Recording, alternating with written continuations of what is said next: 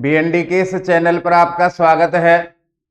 साथियों, महत्वपूर्ण ये नहीं है कि हमने क्या पढ़ा, कितना पढ़ा और कितने समय पढ़ा। महत्वपूर्ण ये है जो हमने पढ़ा उसमें से परीक्षा में कितने प्रश्न मिले। आरपीएससी रीट में सफलता की दर क्या रही। कई कई साल पढ़ने के बाद में भी जब रिजल्ट हम देखते हैं तो निराशाजनक रहता है, प्रश्न मिलते ही नहीं है।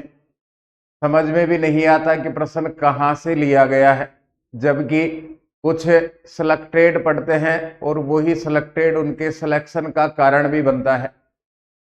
हमें 2009 से 2023 तक के प्रश्नों का अध्ययन कर रहे हैं। आज अपना विषय होगा राजस्थान के अर्वाचीन साहित्यकार, इनमें से भट्ट मथुरानाथ शास्त्री और उनके सुपुत्र पंडित महर्षि कलानाथ शास्त्री, इनकी रचनाओं से संबंधित, इनके स्वयं के व्यक्तित्व से संबंधित प्रश्न होंगे। आइए प्रारंभ करते हैं।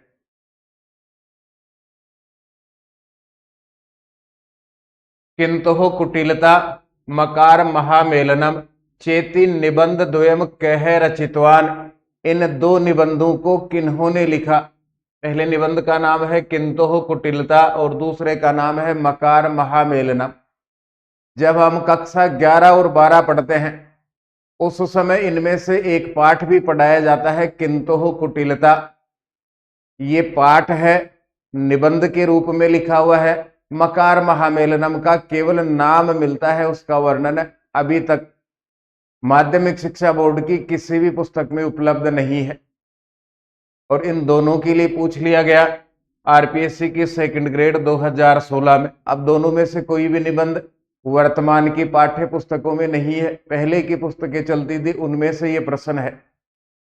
हमें जितने भी राजस्थान के अर्वाचीन साहित्यकारों को पढ़ेंगे वो सारे प्रश्न 11 और 12 से लिए गए हैं, उससे बाहर कुछ भी नहीं है। 2009-10 की पुस्तकों से लेकर के 2020-21 तक की पुस्तकों के प्रश्न है।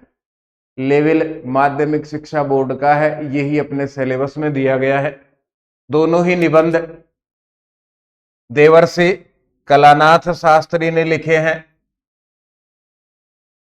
इनमें किंतु, यह किंतु शब्द है।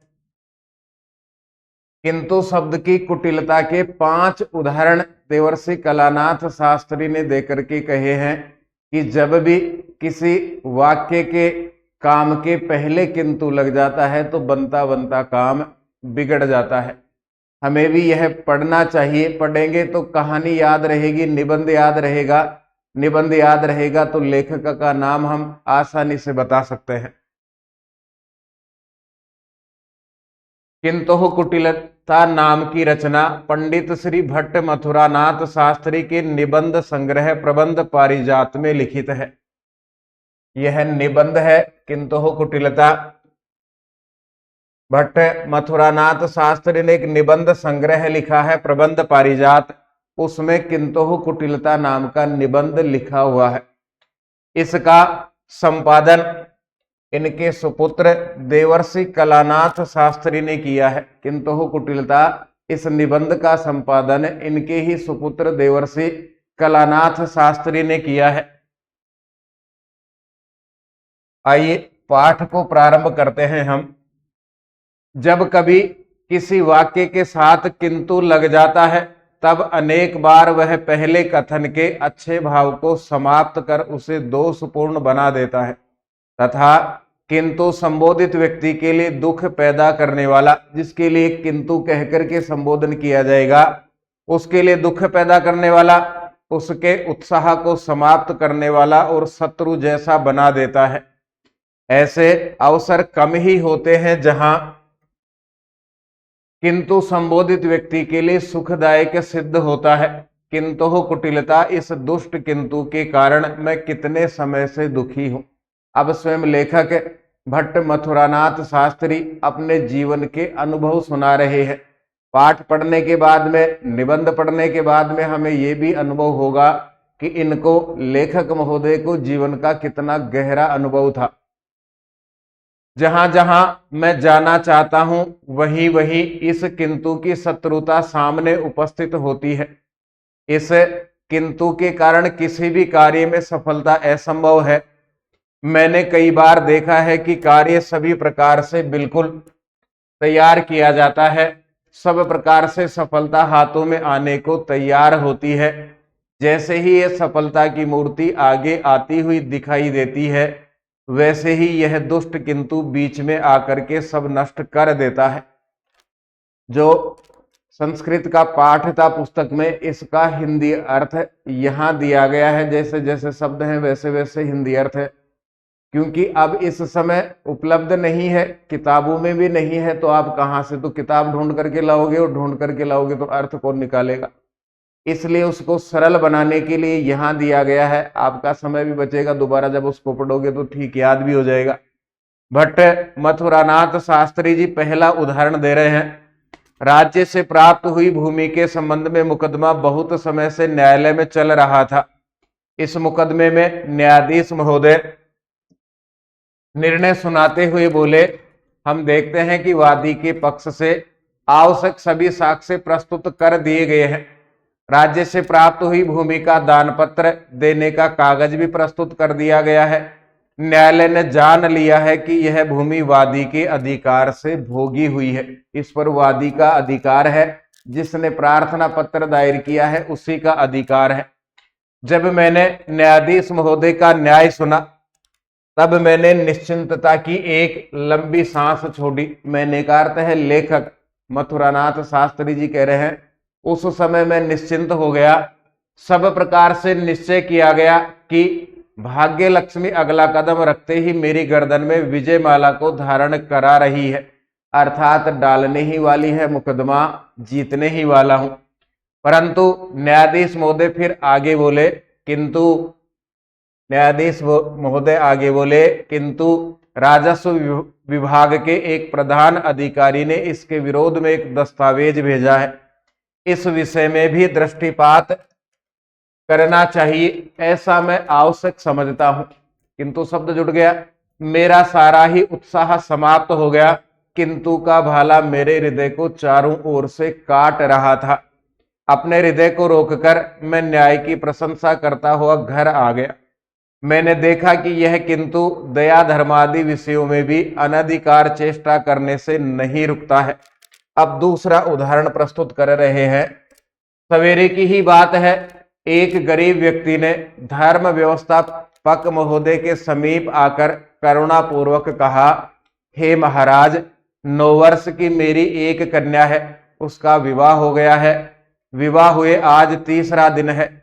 विवाहोपरांत चौथे दिन किया जाने वाला कर्म अभी तक नहीं हुआ है, जिससे विवाह पूर्ण माना जाए।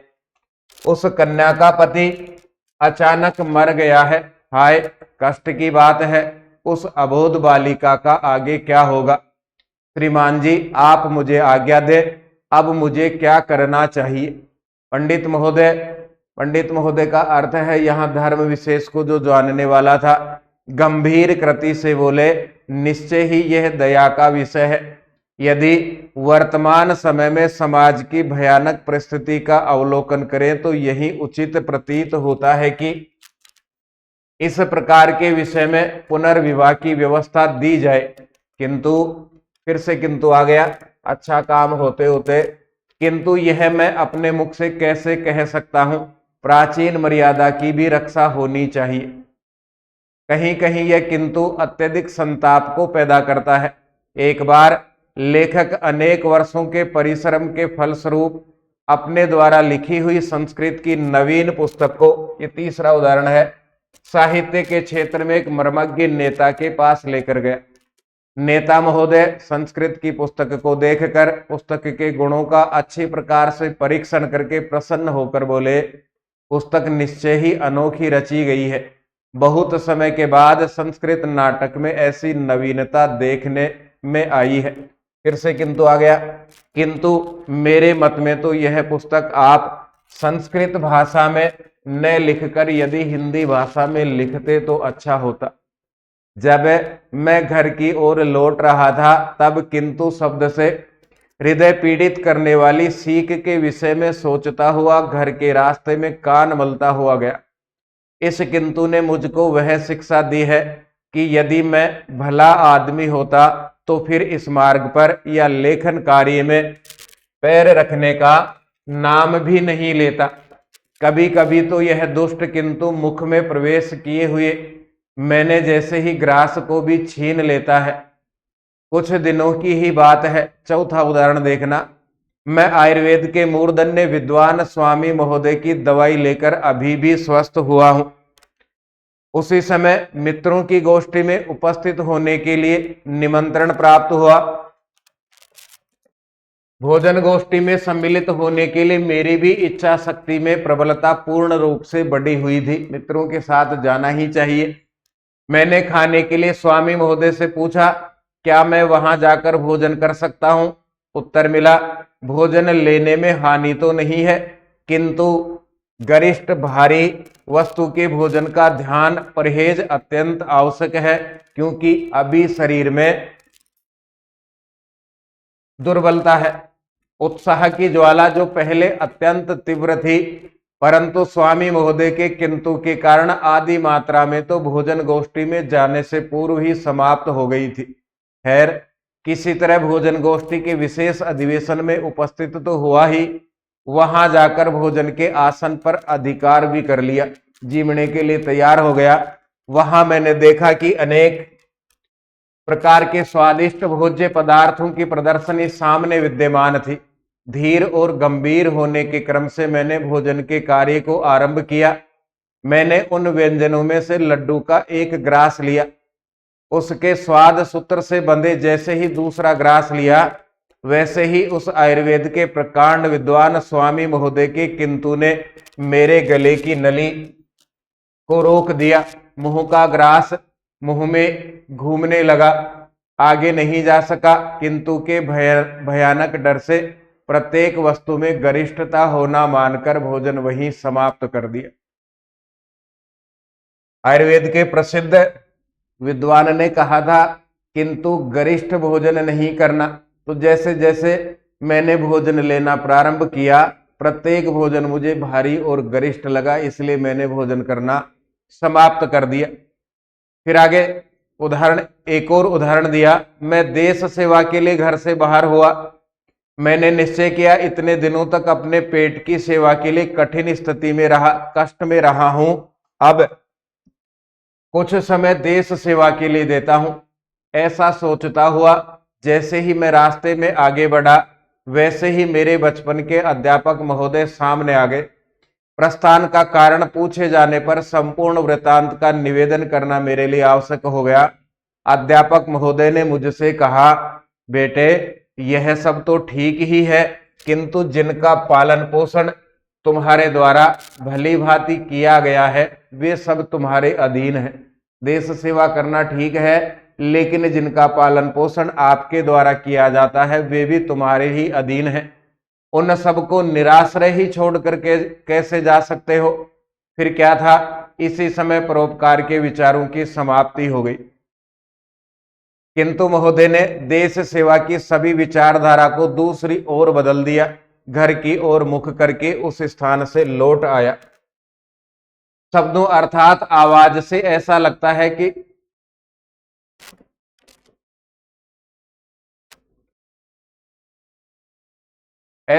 है कि घर में चोर घुस आया है।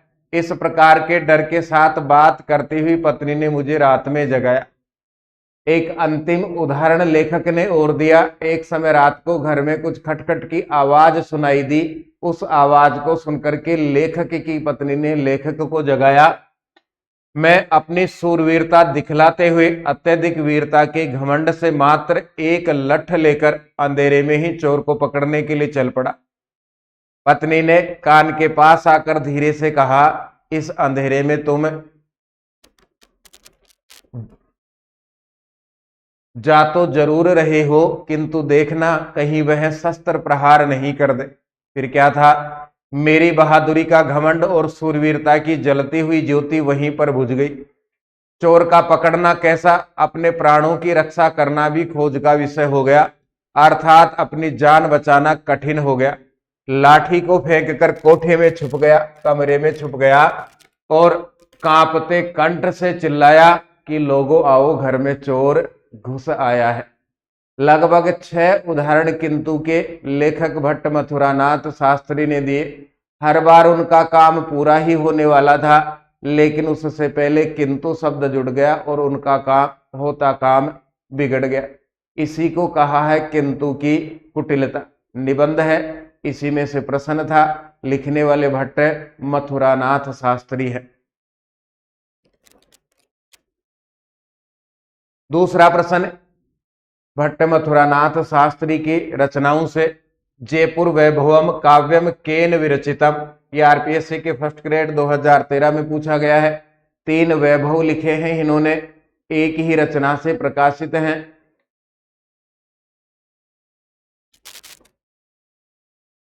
पहले भट्ट मथुरानाथ शास्त्री का परिचय और उसके बाद में तीनों वैभव की चर्चा हम करेंगे। भट्ट मथुरानाथ शास्त्री का जन्म 23 मार्च 1889 में और मृत्यु 4 जून 1964 को हुई। आपके पिताजी द्वारकानाथ भट्ट जी हैं, माताजी श्रीमती जानकी देवी है। मथुरानाथ शास्त्री जी को भारतीय संस्कृत सम्मेलन के द्वारा कवि शिरोमणि की उपाधि दी गई। भारत धर्म मंडल द्वारा साहित्य वारिधि की उपाधि दी गई और तैलंग महासभा के द्वारा कवि सार्वभौम की उपाधि दी गई है। 3 उपाधियां 3 अलग अलग संस्थाओं के द्वारा भट्ट मथुरानाथ शास्त्री जी को दी गई है। इन्होंने महाराजा संस्कृत कॉलेज जयपुर राजस्थान से साहित्याचार्य की उपाधि प्राप्त की और वहीं उसी महाविद्यालय में व्याख्याता बन गए। आप जयपुर से प्रकाशित संस्कृत रत्नाकर पत्र और भारती पत्रिका के संपादक रहे हैं, ये मुख्य बातें हैं। आपके द्वारा मंजू कविता निकुंज काव्यमाला में 3 पुष्प प्रकाशित हुए, जयपुर वैभवम, साहित्य वैभवम और गोविंद वैभवम। 3 वैभव हैं, अर्थात 3 रचनाओं के बाद वैभवम लगा हुआ है। जयपुर वैभवम, साहित्य वैभवम और गोविंद वैभवम, तीनों को पुष्प कहा जाता है और तीनों ही पुष्प मंजू कविता निकुंज नाम की काव्यमाला से प्रकाशित है। और इनमें से 2 के ऊपर प्रश्न अब तक की परीक्षाओं में लगभग 4 प्रश्न देखने को मिले हैं। इनकी सुरभारती, सुजन दुर्जन संदर्भ और युद्ध मुद्दतम नाम की पद्य रचनाएं भी उल्लेखनीय है। 3 प्रमुख पद्य रचनाएं हैं, सुरभारती, सुजन दुर्जन संदर्भ है और युद्ध मुद्दतम। फिर आपने मंजूनाथ काव्य में ब्रज भाषा के कवित सवैया इत्यादि छंदों से संस्कृत कविता का निर्माण किया है। आपने काव्य लिखा है मंजूनाथ। इस मंजूनाथ काव्य में ब्रज भाषा में काम में लिए जाने वाले कवित सवैया आदि छंदों का प्रयोग करते हुए संस्कृत कविता का आपने निर्माण किया है। अब आइए देखते हैं कौन कौन से प्रश्न इसके अलावा अब तक आ चुके हैं। पहला प्रश्न तो यह अभी हमने देखा ही था, जयपुर वैभवम, साहित्य वैभवम और गोविंद वैभवम, इनसे कौन कौन से प्रश्न हैं। पहला प्रश्न ये था, भट्ट मथुरानाथ शास्त्री के द्वारा लिखा हुआ है। भट्ट मथुरानाथ शास्त्रिणा रचितस्य भक्ति काव्य से नाम अस्ति, लिखे गए भक्ति काव्य का नाम है। देखिए 2 वैभव यहाँ, गीत गोविंदम और गोविंद वैभव। भगवान जयपुर के आराध्य भगवान गोविंद देव जी को आधार बना करके इन्होंने जो ग्रंथ लिखा है उसको कहा गया है गोविंद वैभवम। इनको लिखने वाले हैं भट्ट मथुरानाथ शास्त्री और यह प्रश्न 2 बार रिवाइज है, 2014 और 2022। ये प्रश्न आरपीएससी रीट में ही नहीं, माध्यमिक शिक्षा बोर्ड में भी रिवाइज होते हैं। वहीं से प्रश्नों को आधार बना करके, प्रमाण मान करके हमारे लिए दिए जा रहे हैं। तो इनके साथ में माध्यमिक शिक्षा बोर्ड के रिवाइज प्रश्नों को आप जरूर पढ़ें। जो वर्तमान समय की पुस्तकों में जिनका परिचय दिया गया है उनको निश्चित रूप से पढ़ना चाहिए। तो 2014 और 2022 हो गया। गोविंद वैभवम इत्यस्य रचनाकारो अस्ति। बिल्कुल उल्टा प्रश्न देखिए, एक ही वर्ष में दो परीक्षाएं थी, फर्स्ट ग्रेड 2022 थी और इसी वर्ष में सेकंड ग्रेड 2022 थी। एक ही प्रश्न को दोनों प्रकार से पूछ लिया गया, एक में रचना का नाम दिया गया है, लेखक का नाम पूछा गया है, एक प्रश्न में लेखक का नाम देकर के रचना का नाम पूछा गया है। तो गोविंद वैभवम इत्यस्य रचनाकारो अस्ति, इसके रचनाकार है देवर्षि भट्ट। मथुरानाथ शास्त्री इसके रचनाकार हैं, इसको लिखने वाले हैं। विगत वर्षों के प्रश्न पत्र पढ़ने का सबसे ज्यादा फायदा यही होगा, कौन कौन से प्रश्न आ गए हैं, कौन सा प्रश्न कौन सी भर्ती में रिवाइज हो रहा है, आगे की संभावनाएं भी बनती हैं क्या, तो उसको हम ज्यादा पढ़ करके ज्यादा तैयारी करके परीक्षा में बैठ सकते हैं। जीवनस्य पृष्ठद्वयम्, अब हम शुरू करेंगे। देवर्षि पंडित कलानाथ शास्त्री को आप भट्ट मथुरानाथ शास्त्री के सुपुत्र हैं, उन्हीं की तरह विद्वान हैं। जीवनस्य पृष्ठद्वयम्, जीवन के दो पन्ने, जीवन के दो पन्ने। रचना अस्ति, यह रचना है, ये आरपीएससी के सेकंड ग्रेड 2014 में पूछा गया प्रश्न है। कलानाथ शास्त्री है, हो सकता है ऐसा ही प्रश्न आपको माध्यमिक शिक्षा बोर्ड कक्षा 12 में पूछा गया हो, वो पढ़ने को मिल जाए, या वहां से पूछा गया प्रश्न यहां देखने को मिल जाए। तो कलानाथ शास्त्री है। देवर्षि पंडित कलानाथ शास्त्री, इनका सामान्य परिचय, इनकी प्रमुख रचनाएं हम देखेंगे। कलानाथ शास्त्री का जन्म 15 जुलाई 1936 ईस्वी जयपुर राजस्थान में हुआ। आपके पिताजी का नाम स्वर्गीय भट्ट मथुरानाथ शास्त्री जी है और आपकी माताजी का नाम रमा देवी था। आपने स्वरमंगला पत्रिका का संपादन किया, भारती पत्रिका का सह संपादन भी कई वर्षों तक किया। स्वरमंगला का संपादन किया, भारती का सह संपादन किया। कलानाथ शास्त्री ने राजस्थान सरकार के भाषा निदेशक और राजस्थान संस्कृत अकादमी अध्यक्ष पद को सुशोभित किया है। आप राजस्थान सरकार में भाषा निदेशक के पद में रहे, साथ में राजस्थान संस्कृत अकादमी जयपुर, इसके अध्यक्ष भी आप रहे हैं। आपको राजस्थान सरकार द्वारा 2012 में संस्कृत साधन शिखर सम्मान दिया गया है। राजस्थान सरकार ने आपको 2012 में संस्कृत साधना शिखर सम्मान दिया है। आपकी रचनाएं यदि पढ़नी है तो भारती और संस्कृत रत्नाकर पत्रिकाओं में प्रकाशित होती हैं, वहां से भी पढ़नी चाहिए। आपकी रचनाएं निम्न है। पहली और प्रमुख रचना है जीवनस्य पृष्ठद्वयम्, ध्यान से देखना चाहिए। इन सब रचनाओं का सार इससे बाद वाले प्रश्न में आरपीएससी में जो आया वो पूछा गया है। चित्तौड़ सिंह है, रूपक है, सुदीजन वृतम है, संस्कृत प्रतिभा, मिर्जा गालिब की गजलों को संस्कृत में अनुवाद किया गया है, इसी को संस्कृत प्रतिभा कहा गया। कथानक वल्ली है, प्रताप सिंगियम है, महावि निष्कर्मणम है, रूपक है। विद्वज जन चरितामृतम है, संस्कृत नाट्य वल्लरी है, शत्रु मिहोवा है और दम्ब जवर है। कुल 11 रचनाएं आपकी प्रसिद्ध रही हैं। अब देखिए इनका सार 2022 में पूछा गया। भट्ट मथुरानाथ शास्त्री और इनके सुपुत्र श्री देवर्षि पंडित कलानाथ शास्त्री, दोनों की रचनाओं का सार रूप में एक प्रश्न पूछा गया।